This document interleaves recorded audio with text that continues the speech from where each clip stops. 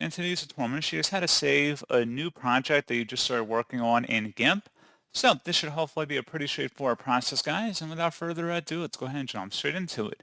So all you have to do is select the File tab at the top left, and then you want to select where it says Save As.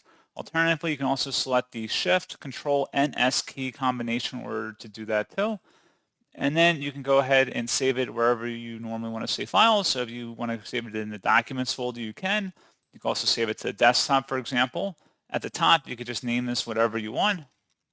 I wouldn't mess with the file extension type at the end here, which is XCF. And then just go ahead and select Save to save it.